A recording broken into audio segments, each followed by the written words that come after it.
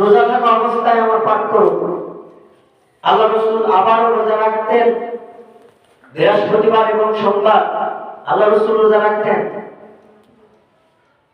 এই দুই সময়ে আল্লাহ রাসূলের সাহাবারা আল্লাহর কাছে আমল, এক সপ্তাহে যে আমল করলাম এই আমলগুলো আল্লাহর কাছে নিয়ে পৌঁছে দিতেন। আল্লাহ রাসূল বলেন, হে উসামা শোনো, আমি কেন এই শাবান মাসে এত বেশি রোজা রাখি? বার্ষিক যে আমলগুলো আছে আল্লাহর কাছে পাঠ করা হয়। আমি চাই, আমি রাহমাতুল লিল আলামিন, আমি চাই আল্লাহর কাছে যেন আমার আমলগুলো যায় রোজা থাকা অবস্থায়। সুবহানাল্লাহ বলেন। আর আমরা তো এই মাসটা গাফলতির ভেতরে কাটিয়ে দিই, আমরা যেন একটা চাই না, কিন্তু আল্লাহ রাসূল প্র্যাকটিস করতেন। আমি আগেও বলছিলাম, যদি একটা কাজ, যদি অভ্যাস থাকে, একটা প্র্যাকটিস থাকে, তাহলে সেই কাজটা করা সম্ভব। আর যদি প্র্যাকটিস না থাকে, অভ্যাস না থাকে, সেই কাজটা অসম্ভব। আমি গত জুমাতে আগে জুম্মা মনে বলছিলাম যে আমাদের যদি অভ্যাসে আমরা পরিণত হয়ে একটা কাজ করতে গেলে সহজ হয়ে যায়। আল্লাহ রাসূল বলতেন, হে সাহাবা, এই মুসলমান শুনে নাও, আমি কেন রোজা রাখি? এই শাবান মাসটা পুরো রোজা রাখি এই কারণে, এর পরবর্তী মাস হলো তো মাহে রমজান। আমি রোজা রাখলে আমার মোটেও কষ্ট হবে না, আমি বুঝতে পারবো না। এজন্যই তো দেখবেন রমজান মাস পড়ার সাথে সাথে আমরা যখন প্রথম রোজা রাখি আমাদের একটু কষ্ট হয়, তারপর আবার ঠিক হয়ে যায়। কিন্তু আল্লাহ রাসূল বলেন, যদি প্র্যাকটিস থাকে, অভ্যাস থাকে, কোনো কষ্ট বলে কিছু নেই। সম্মানিত ভাইরা আমার, যতই হোক মেরাজের কথা বলতেছিলাম না গত সপ্তাহে, মেরাজের কথা বলতেছিলাম। আল্লাহ রাসূল মেরাজে গেলেন, যাওয়ার পরে আল্লাহ রাসূলকে আল্লাহ বললেন যে বন্ধু যাও, দুনিয়ায় চলে যাও এবং কিছু হাদিয়া নিয়ে যাও। আল্লাহ রাসূলের কিছু হাদিয়া দিয়েছিলেন। কি দিয়েছিলেন বলতে পারবেন আপনারা? পারবেন কি? না। আল্লাহ রাসূলকে হাদিয়া দিয়েছিলেন নামাজ, 50 ওয়াক্ত নামাজ। কয়েকত? আরো জোরে বলেন। 50 ওয়াক্ত। আল্লাহ রাসূলকে যখন নিয়ে যাওয়া হলো, প্রথম আসমান, দ্বিতীয় আসমান, তৃতীয় আসমান, চতুর্থ, পঞ্চম, ষষ্ঠ, এরকম করতে করতে একজন নবী এক আসমানে ছিলেন। ষষ্ঠ আসমানে ছিলেন মুসা আলাইহিস সালাম। ষষ্ঠ আসমানে কি ছিলেন? মুসা আলাইহিস সালাম। আল্লাহ রাসূল যখন এক আসমান আর এক আসমান এরকম করতে করতে যাচ্ছেন, একটা একটা নবীর সাথে সাক্ষাৎ হতে হতে লাগবে। আল্লাহ রাসূল যখন দুনিয়ায় আগমন করবে, দুনিয়ায় আসবে, আল্লাহর কাছ থেকে আল্লাহ বলেন, বন্ধু কিছু হাদিয়া নিয়ে যাও তোমার উম্মতের জন্য। আল্লাহ রাসূল বলেন, কি হাদিয়া? বলেন 50 ওয়াক্ত নামাজ নিয়ে যাও। আল্লাহ রাসূল তো চলে আসলেন ষষ্ঠ আসমানে। তখন মুসা আলাইহিস সালাম ডাক দিয়ে বলতেছে, হে আল্লাহর নবী মুহাম্মদ, এই 50 ওয়াক্ত নামাজ তোমার উম্মতরা পড়তে পারবে না। আচ্ছা আমরা বলেন তো 5 ওয়াক্ত নামাজটা আমরা ঠিকমতো পড়ি? কেউ পড়ি? কিন্তু যদি পড়তাম তাহলে তো আমাদের জুম্মার দিন যেমন মুসল্লি হতো তেমনই ওয়াক্ত নামাজ দেখা যেত নাকি? কিন্তু দুঃখজনক হলো সত্য, আমরা নামাজ পড়তে চাই না। ওয়াজ শুনি ঠিক আছে, আমরা ওয়াজ শুনি ঠিক আছে, কিন্তু আমল খুব একটা করি না। যদি আমল করতাম আমার মনে হয় এক একজন আল্লাহর ওলি হয়ে যেতাম। কথা বলেন ঠিক না? আরে হুজুররা কি করে, আমরা যদি ভালোভাবে ওয়াজ শুনতাম, যদি আমল করতাম, হুজুরদের উপরে হতাম না? হ্যাঁ। আল্লাহ রাসূল 50 ওয়াক্ত নামাজ নিয়ে যখন আসলেন, এমন অবস্থায় মুসা আলাইহিস সালাম ডাক দিয়ে বলতেছে, হে আল্লাহর নবী মুহাম্মদ, এই 50 ওয়াক্ত নামাজ তোমার উম্মতরা আদায় করতে পারবে না।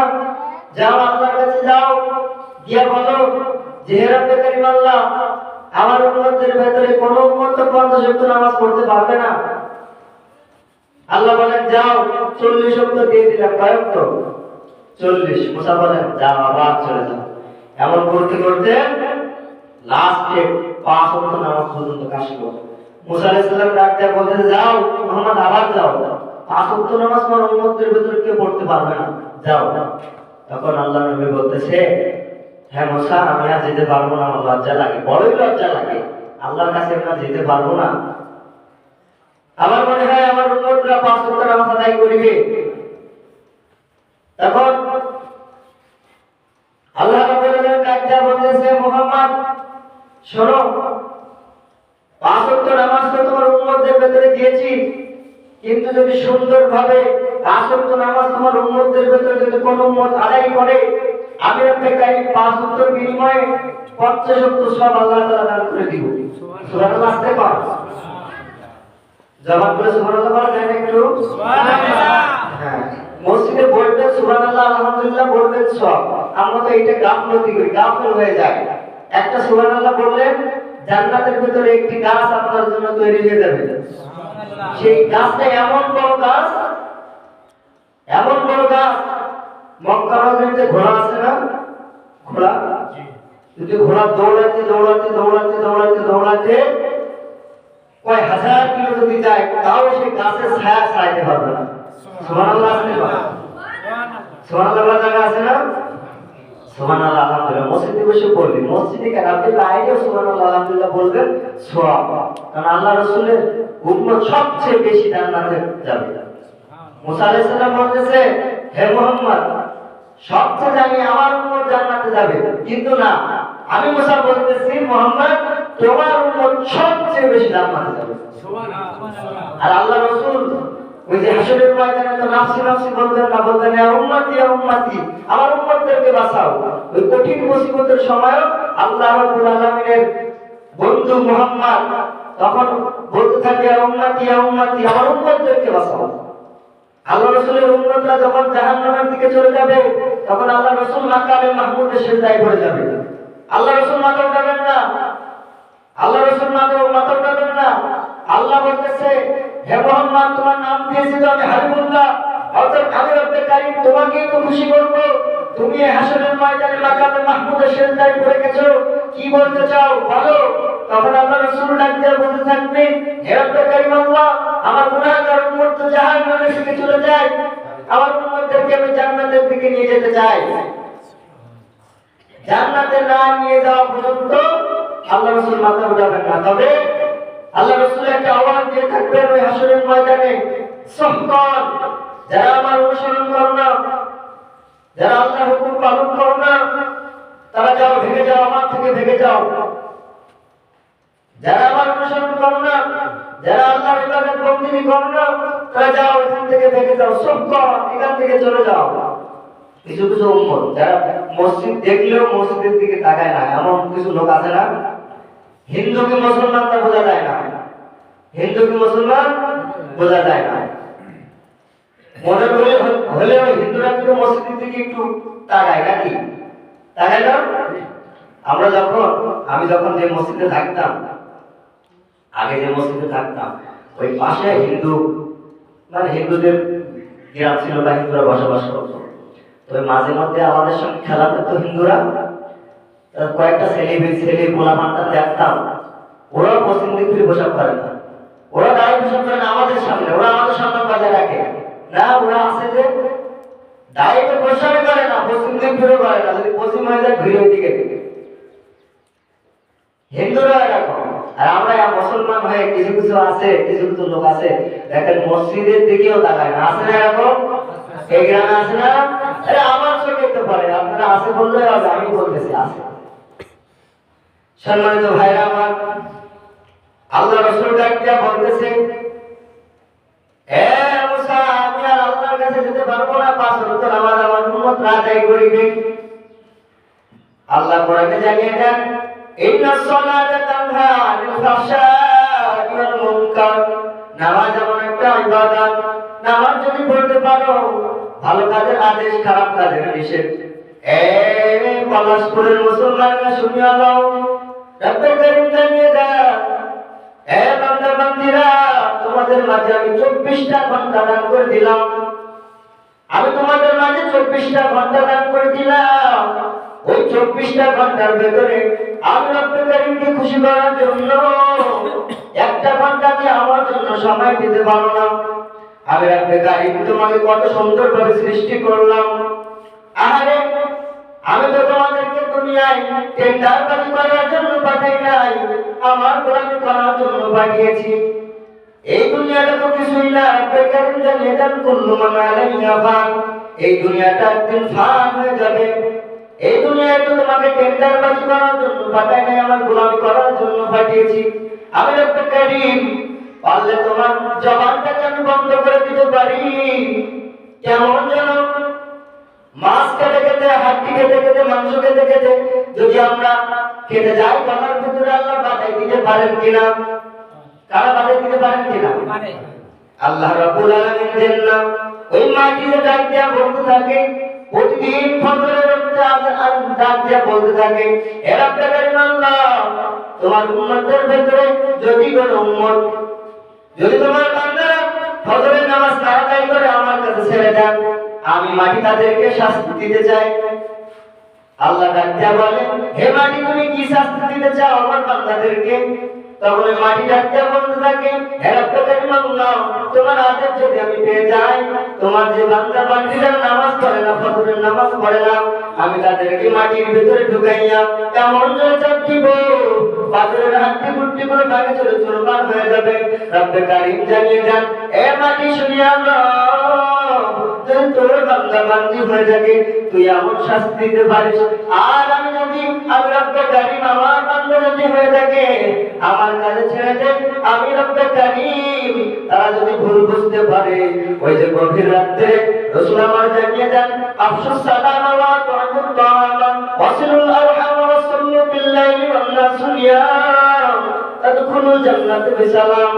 ওই ফজরের আগ মুহূর্তে যদি আমার কোনো বান্দা বান্দি ভুল বুঝতে পারে, আর যদি তাহাজ্জুদের নামাজ পড়িয়া ভিক্ষুকের মতো দুইটা করে হাত বাড়িয়ে দিতে পারে, আমি রব্বে কারীম তো গফুর গফফার, আমার যে 99টি নাম আছে, আর রহমানুর রহিমুল মালিকুল কুদ্দুসুস সালাম, আল মুমিনুল মুহাইমিনুল আজিজুল জব্বারুল মুতাকাব্বির, আল খালিকুল বারিউল মুসাউফিরুল গফফারুল কদ্দারুল ওয়াহাব, আর রাজ্জাকুল ফাত্তাহুল আলিমুল কাবিরুল বাসিত, আল খাফিরুর রাফিউল মু'জ্জুল মুযিল্লুস সামিয়া, আল বাসিরুল হাকামুল লাতিফুল লাতিফুল খবীর, আল হালিমুল আযীমুল গফুরুল শাকুরুল আলিম, আল কাবীরুল হাফিজুল মুকিতুল হাসিবুল জালিল।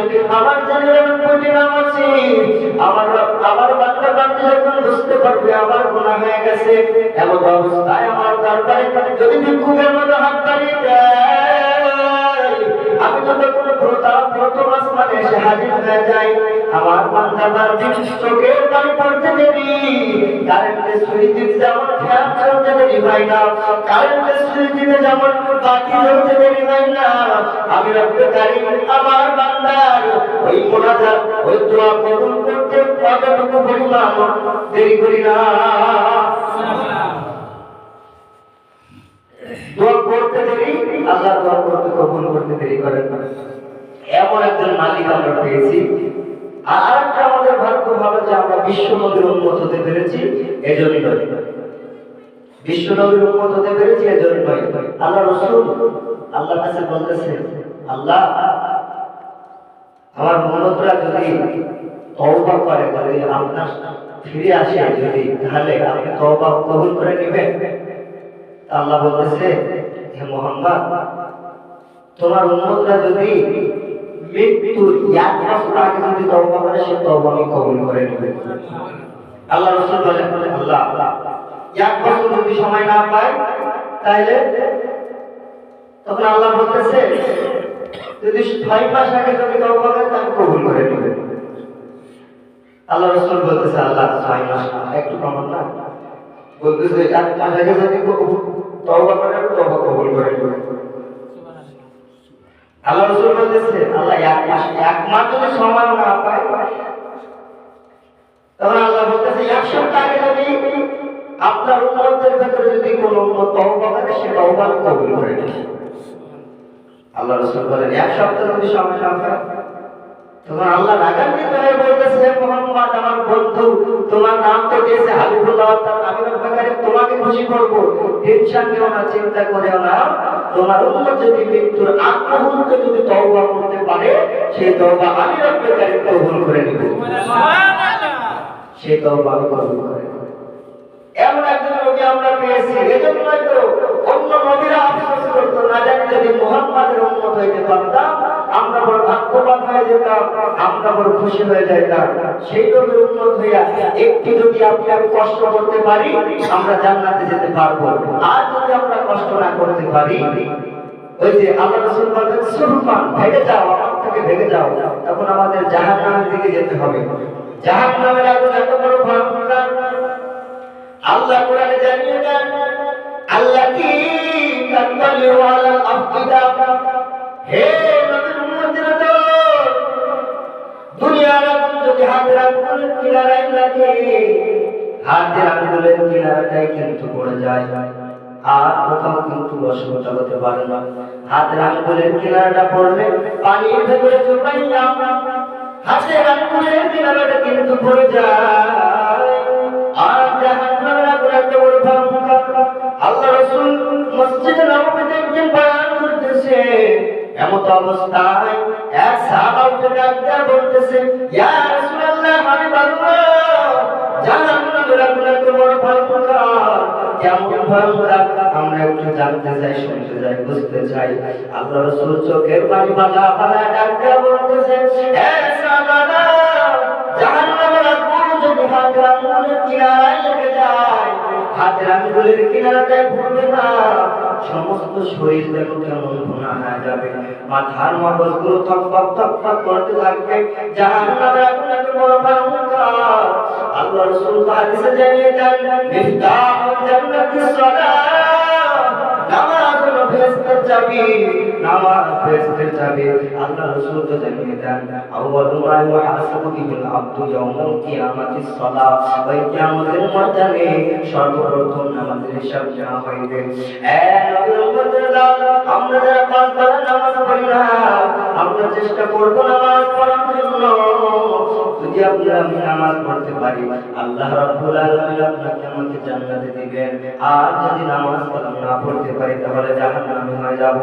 এমন লোক আছে যে হুজুর আপনি তো বলেন নামাজ পড়লেই জান্নাতে যেতে পারবো, কিন্তু অন্য কাজ করলে আমি যদি গুনাহের কাজ করি, আরে বেটা, ওই যে আল্লাহ কোরআনে জানিয়ে দেন, ইন্নাস সালাতা তানহা আনিল ফাহশাই ওয়াল মুনকার, নামাজ ভালো কাজের আদেশ করে, খারাপ কাজের নিষেধ করে। আপনি আমি যদি ঠিক মতো নামাজ পড়তে পারি, আমার মনে হয় আমি খারাপ কাজের দিকে যাব না। কিন্তু দুঃখজনক হলো সত্য, নামাজের দাঁড়াইয়া আমরা দুনিয়াবি খেয়াল তামাশা থাকে কি থাকে না বলেন? নামাজের দাঁড়াই ঠিকই, কিন্তু দুনিয়ার দিকে খেয়াল থাকে না বলেন? নামাজে কিন্তু আমরা দাঁড়াই, দেখা যায় কিছু কিছু মুসলিম আছে সমস্ত এরিয়া ঘুরে ঘুরে দাঁড়ায়, আছে না এরকম? কিন্তু হাদিসে কি আছে, যদি নামাজের পড়া অবস্থায় যদি কেউ অন্য দিকে তাকায়, শয়তানে তার মন মানসিকতা টেনে নেয়, শয়তান তারে কাফের, শয়তান তাকে আটকিয়ে ধরে যে ওই করবি, হ্যান করবি, ত্যান করবি। যদি নামাজে কেউ এদিক ওদিকে তাকায় না, তাকায়, কিন্তু ম্যাক্সিমাম মানুষ নামাজ তাকায়। এই যে এইভাবে দাঁড়ায়, মনে করেন সমস্ত কয়টা বেজেছে আমাকে তাই দেখতে, মানে টাইম মনে করেন 25 আইছে, আপনার জামাত হলো 30। এখন একটু ঘোরাফেরা করে দেখা যায় 3 মিনিট টাইম আছে, মানে তখন তো 5G গতিতে নামাজ, কি গতিতে? 5G গতিতে নামাজ, এত স্পিড, মানে কারেন্টটা সুইচ দিতে যেরকম ফ্যান চলতে হয় ওইরা, মানে উঠবে বসবে। আর এই নামাজের কোনো দাম আছে বন্ধ?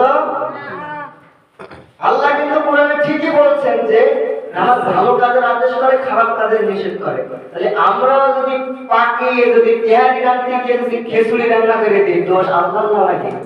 হ্যাঁ, আমরা তো ঠিক মতো নামাজ আদায় করি, নামাজে তো মনোযোগই থাকে না, তাইলে কেমনে আমরা ভালো কাজ করতে পারবো? আল্লাহ রাব্বুল আলামিন আমাদের সকলকে বোঝার তৌফিক দান করুন, সবাই বলেন আমিন। পাঁচ ওয়াক্ত নামাজ আল্লাহ রাব্বুল আলামিন আমাদেরকে পড়ার তৌফিক দান করুন, সবাই বলেন আমিন। সহি সালামতে পড়ার তৌফিক দান করুন। আখিরি দাওয়ানা আলহামদুলিল্লাহি রাব্বিল আলামিন। আসসালামু আলাইকুম ওয়া রাহমাতুল্লাহ।